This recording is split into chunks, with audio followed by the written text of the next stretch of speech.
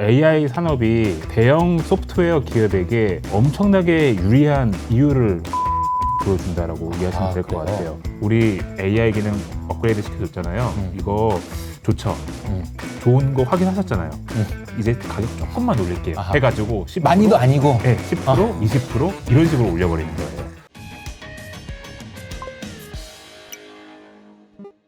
안녕하세요, 이호석입니다. 자, 오늘은 삼성 액티브 자산운용의 양희창 매니저님과 바바리안 리서치의 정희석 이사님 나와주셨습니다. 안녕하세요. 안녕하세요. 안녕하십니까? 네, 두 미남이 앉아 계시니까 제가 좀 긴장이 되긴 하는 것 같습니다. 네, 본인 소개 간단하게 해주세요. 일단 정희석 이사님 먼저 오랜만에 나와주셨는데 인사 한번 부탁드리겠습니다.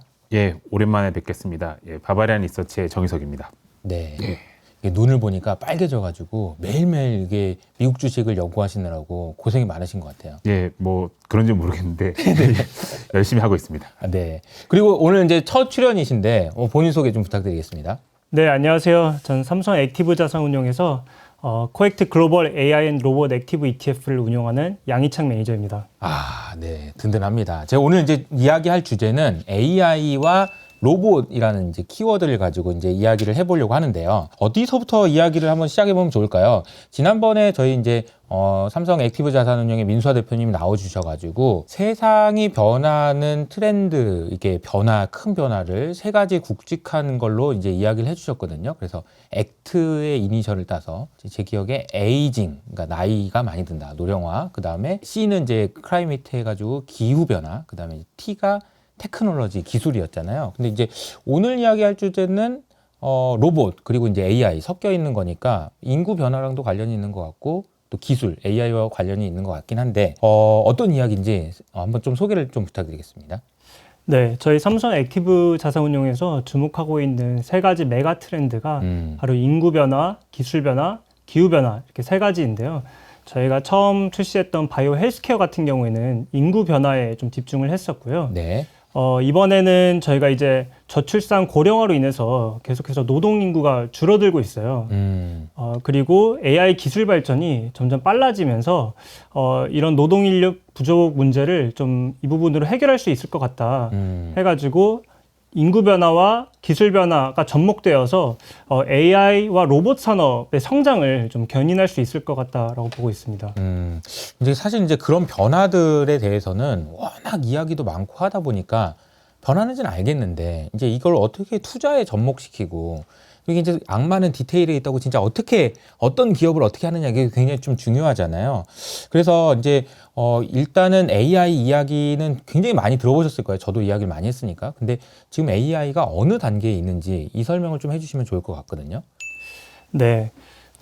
AI 산업하면은 일단 막연하게 뭐 성장성은 좋은 건 알겠고 뭐 AI 기업하면 엔비디아를 많이 들어봤지만 맞아요. 정확하게 이 산업이 어떤 트렌드로 발전이 되고 또 어떤 다양한 기업들이 존재하는지 잘 모르시는 분들이 많으신 것 같더라고요. 네. 그래서 일단 AI 산업 같은 경우에는 저희가 세 가지 단계로 구분되어서 좀 발전을 할 것으로 보입니다. 그냥 AI가 아니고 세 가지 단계가 있군요. 네. 그렇습니다. 현재는 AI 인프라가 구축이 되는 단계이고요.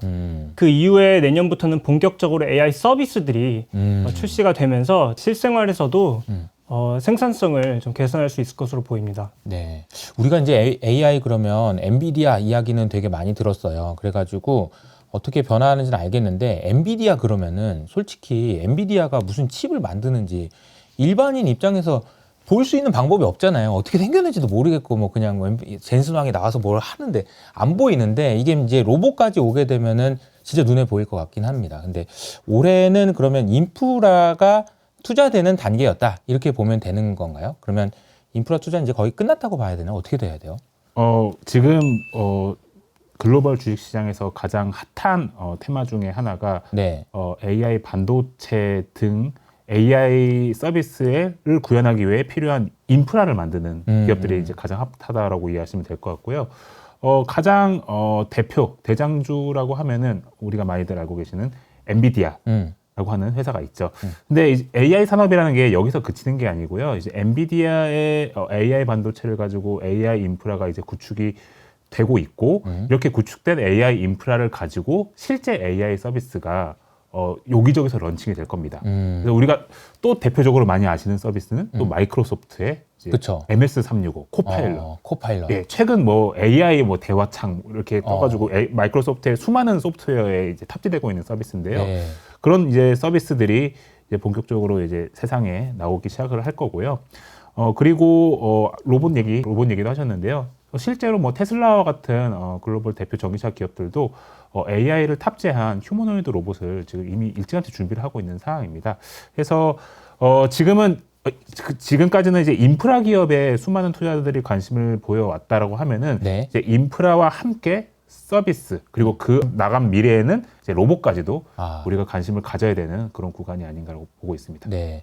우리가 AI 그러면은 그냥 AI로만 생각하지 마시고 여러분 이제 세 가지를 나눠서 보시는 거예요. 처음에는 인프라가 깔려야 됩니다. 그래서 이제 올해는 인프라 깔리는 거 이거에 이제 주목을 많이 했다면 내년부터는 서비스가 본격화될 거고 그 이후에는 이제 로봇까지 이제 먼 미래를 이제 봐야 되는 거죠. 그렇게 보면 이제 AI가 피크아웃이다 이런 얘기는 좀 안 맞는 얘기라고 볼 수 있겠네요. 네, 일단 AI 인프라 산업 내에서도 저희가 이걸 세부적으로 좀 단계를 나눠서 볼 필요가 있습니다. 네. 엔비디아 칩이 양산이 되고 그게 서버에 탑재가 돼서 빅테크 기업들이 그걸 구매를 해서 데이터 센터에 설치하기까지 타임라인이 있습니다.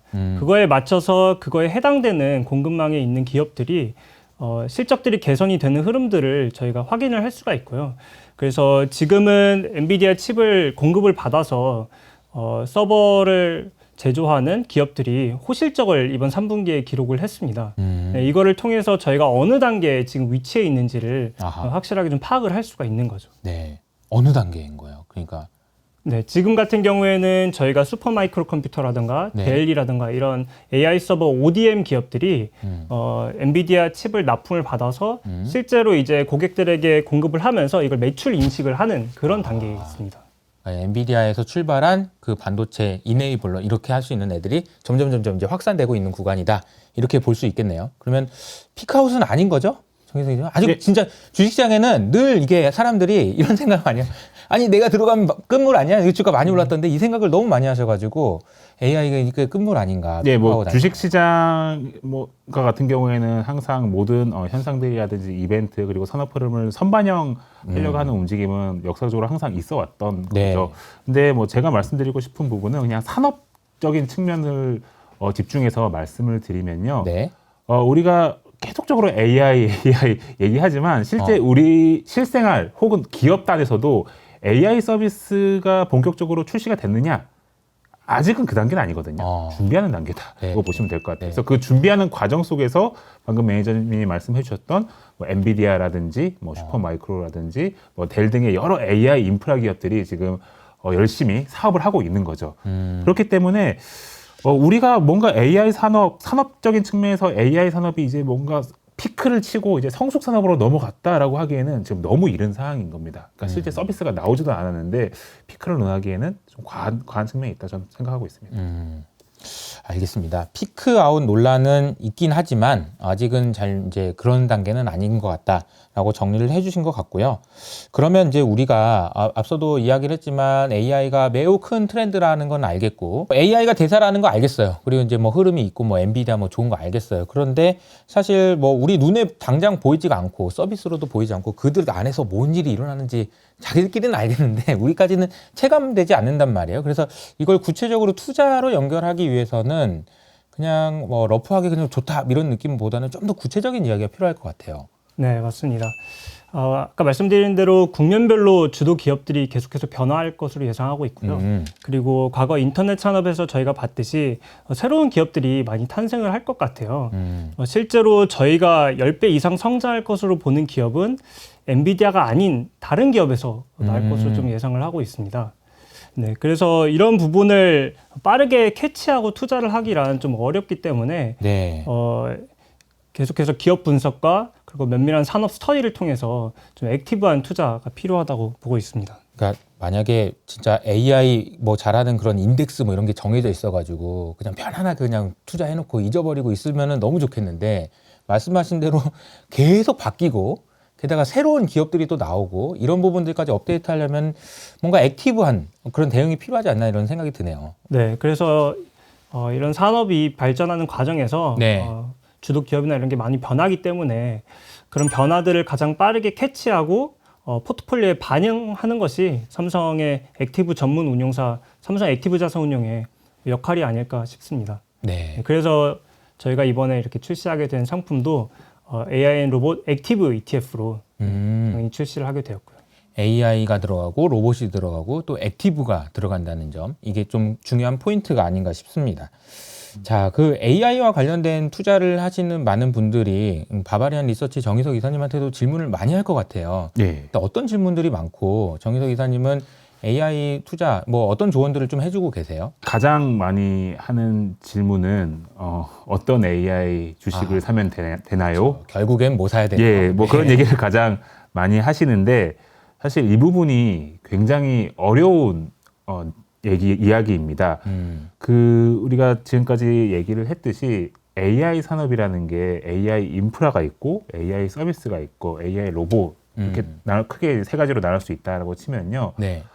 이게 구간마다 각 세그먼트가 유리해지는 순간들이 다 달리 있어요. 그러니까 우리가 2022년, 23년 지금 정도의 시점에는 AI 인프라 투자가 막 이루어지다 보니 네. AI 인프라와 관련된 뭐 엔비디아라고 하든지 뭐 AI 서버 업체들 그런 기업들의 실적이 굉장히 좋게 나오는 네. 그런 상황이잖아요.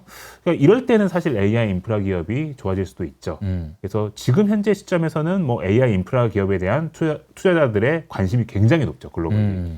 근데 이제 이게 내년도, 내후년도 실제 AI 서비스가 엄청나게 많이 출시가 됐을 때는 어찌 보면은 인프라 기업보다는 서비스라든지 소프트웨어 기업들에 대한 뭐 그들의 사업 규모 자체가 커지기 때문에 그들에 대한 관심이 높아질 가능성이 저는 있다라고 생각하고 있습니다. 네. 이제 또 그때가 되면 또 그때 또 다이나믹이 생기겠죠, 산업 내에서. 네, 그리고 더 좀 먼 미래로 갔을 때 네. 결국 AI라고 하는 솔루션이 로봇에 탑재가 됐다. 우리가 실생활이라든지 뭐 기업들의 공장에서 네. 실제 AI를 탑재한 로봇들이 막 돌아다니고 있다. 영화에서처럼. 네, 그렇게 된다고 하면은 그것을 할 수 있는 AI 로봇 기업에 관심이 많이 높아지겠죠. 그러니까 이게 사실 어떤 AI 기업에 투자를 해야 되나요라고 질문들을 많이 해주시면 이런 질문에 대한 답변은 솔직히 말씀드려서 구간마다 다 다르다라고 저는 생각을 하고 있고요. 사실 이런 부분을 뭐 저희는 이제 저희 바바리안 리서치는 그런 부분들을 이제 구간마다 체크를 하는 거예요. 그래서 요때는 이런 기업이 좋을 것 같고 저 때는 뭐 내후년에는 이런 기업이 좋을 것 같고 이런 것들을 이제 좀 이제 꼼꼼하게 리서치를 하는 업을 제가 하고 있는 건데 네. 사실 가끔가다가 누가 이런 거 대신 해줬으면 좋겠다라는 생각을 좀 하기도 합니다. 그렇죠. 네. 리서치하는 거 좋긴 한데 누가 좀 대신해 줬으면 좋겠다. 네. 모든 투자자들의 소망 아닐까 이런 생각을 하는데 그게 이제 삼성 액티브 자산운용에서 그런 역할을 또 해주시겠죠? 전문 투자자분들이 아니라면은 네. 사실 이렇게 매일 기업을 분석하고 산업을 스터디하는 게 어렵기 때문에 그래서 저희 바바리안 리서치 정희석 이사님이나 저 같은 분들이 이제 뭐 도움을 줄 수 있는 게 아닌가 싶습니다. 특히 이 AI 로봇 산업 같은 경우에는요, 저희가 이제 국면별로 말씀해 주셨다시피 주도 기업들이 바뀌고, 그리고 실제로 앞으로 10배 이상 성장하는 기업은 엔비디아가 아닌 다른 기업 될 것으로 저희는 예상하고 있거든요. 네. 그래서 이런 빠른 변화를 캐치하고 포트폴리오에 반영하는 것이 저희 삼성의 액티브 전문 운용사 삼성 액티브 자산운용의 역할이 아닌가 싶습니다. 그래서 저희가 이번에 출시하는 상품도 AI 로봇 액티브 ETF입니다. 네. 네. 10배 오른다는 것도 좋지만 엔비디아가 아닐 수도 있다. 이런 것도 사실은 투자자들로 하여금 굉장히 관심을 많이 가질 수밖에 없는 그런 주제가 아닌가 싶어요. 그러면 이제 우리 좀 더 구체적으로 이야기를 좀 해보면 좋을 것 같습니다. 어떤 종목들에 어떻게 투자하실 것인지 이 얘기를 좀 나눠보면 좋을 것 같은데 말씀하신 거 들어보면은 엔비디아가 10배 오를 주식은 아닌 것 같다.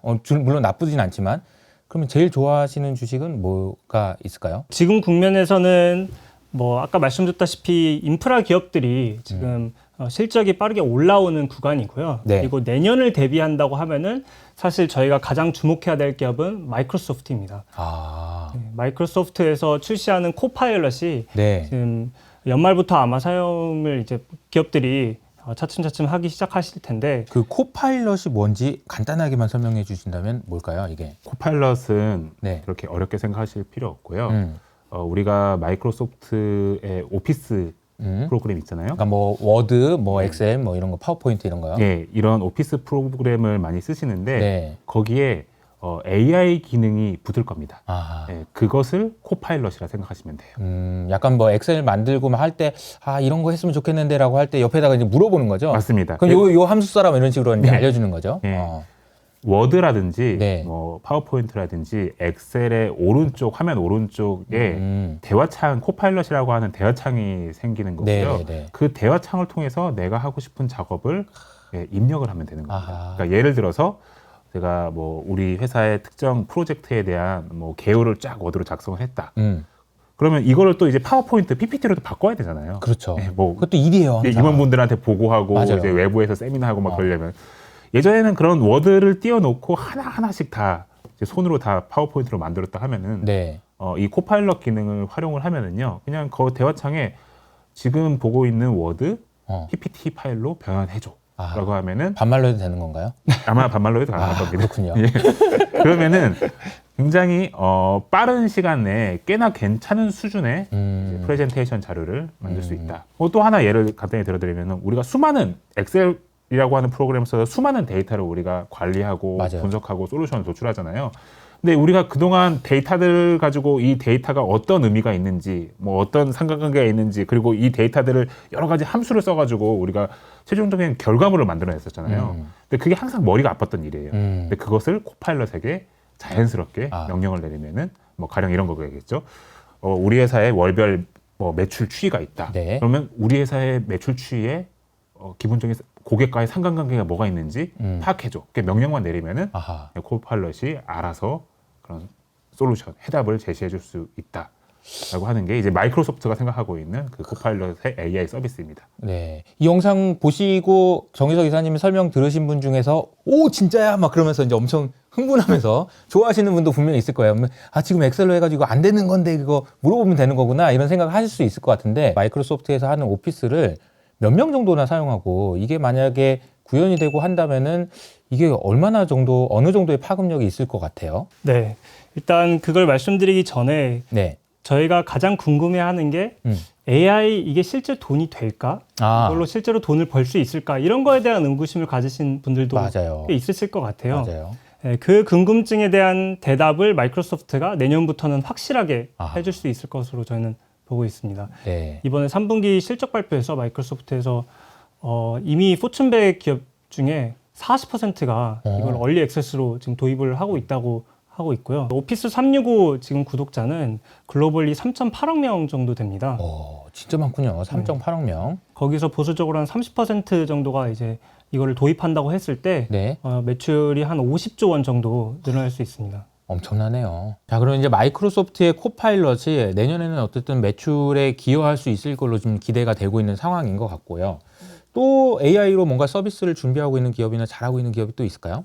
네, 있습니다. 어도비가 이번에 파이어플라이라는 이미지 생성 서비스를 출시를 했습니다.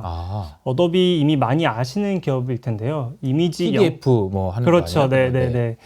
이미지 영상 편집 툴 시장 점유율 80%를 점유하고 있는 기업입니다. 네. 네. 그래서 처음에 저희가 생성형 AI로 이미지를 이제 생성한다고 했을 때 어도비가 오히려 피해를 보는 거 아니냐. 미드저니, 뭐 맞아요. 오픈 AI의 달리 이런 이제 서비스들이 나오면서 그러니까 거기 소프트웨어를 사용하면은 저도 이게 보면은 이런 거 만들어줘 그러면 썸네일을 잘 만들어주더라고요. 그러니까 화난 파월 표정 지금 화가 많이 난 파월 그림 그려줘 그러면 잘 만들어주더라고요. 네, 맞습니다.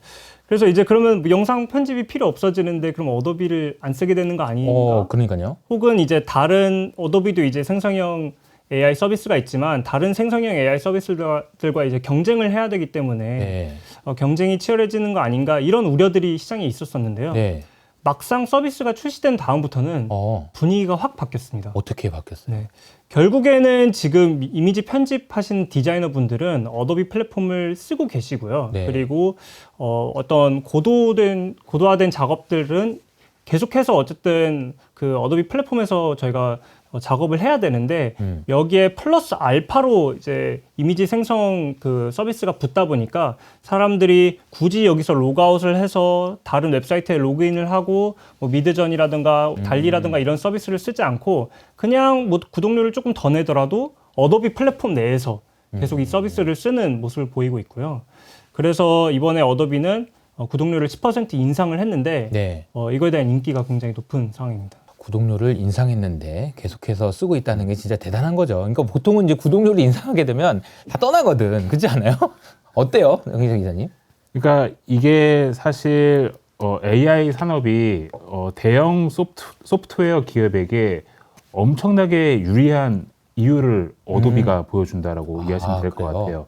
그리고 뭐 어도비뿐만 아니라 저희가 좀 전에 말씀을 드렸던 마이크로소프트도 마찬가지예요. 이게 뭐냐면은 이게 어렵게 생각하실 필요 없이 그냥 그 AI 솔루션을 가지고 있는 그런 소프트웨어 기업들, 마이크로소프트나 어도비 같은 경우에는 그냥 간단하게 자기들의 고객이 있잖아요. 네. 수많은 이제 글로벌 고객이 이미 있고, 사용하고 예, 있는 그리고 그 사용자들이. 고객들이 다 자기들 프로그램을 다 쓰고 있잖아요. 그리고 빠져나갈 수가 없죠. 예, 거기서. 지금도 못 빠져나가는데 어. 거기에 그냥 살짝 AI 기능을 얹어주는 겁니다. 아하. 예, 그냥 살짝 얹어준 다음에 이거를 좀 쓰게 해요. 한동안 좀 무료로도 풀기도 하고 뭐 베타 테스트도 하기도 하고 쓰게 한 다음에 특정 시점이 딱 지나면은 딱 이런 얘기를 합니다.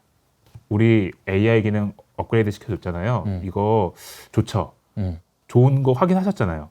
이제 가격 조금만 올릴게요. 아하. 해가지고 10%, 많이도 아니고 네, 10%, 20% 이런 식으로 올려버리는 거예요. 길들이는구나. 이 프로그램 안 그래도 쓰고 있는 고객 입장에서는 AI 기능이 새로 들어왔잖아요. 근데 이게 나쁘지 않아요. 이게 너무 편해요. 그러니까 한 10%, 20% 정도 가격을 올려주는 거는 크게 뭐 부담이면 부담이겠지만 대세에 지장은 없기 때문에 네. 그 가격 인상을 다 수용을 하게 되는 겁니다. 이게 AI 산업에서 어도비라든지 마이크로소프트와 같은 그런 대형 소프트웨어 기업이 아하. 유리할 수밖에 없는 그런 비즈니스 모델 측면에서의 네. 그런 이점입니다. 그렇군요. 이게 원래 우리가 이미지 생성하는 프로그램을 처음 봤을 때는 와 대단하다 이제 전부 다 절로 갈 것 같긴 했었는데 원래 쓰던 사람들의 이제 소비 습관이 이제 잘 쉽게 변하지 않기 때문에 그걸 또 정말 제가 이제 길들인다는 표현을 썼지만 야 이거 잘 써봐 길들여 야 익숙해졌지 돈 좀만 더 내면 이거 쓸 수 있는데 이런 식으로 한다라는 거고 그게 지금까지는 잘 먹히고 있다라는 거네요. 네, 그리고 여기서 또 중요한 점이 뭐냐면요. 네. 이게 그 이런 AI 기능을 가지고 대형 소프트웨어 기업들이 돈을 버는 시점이 네. 바로라는 거예요.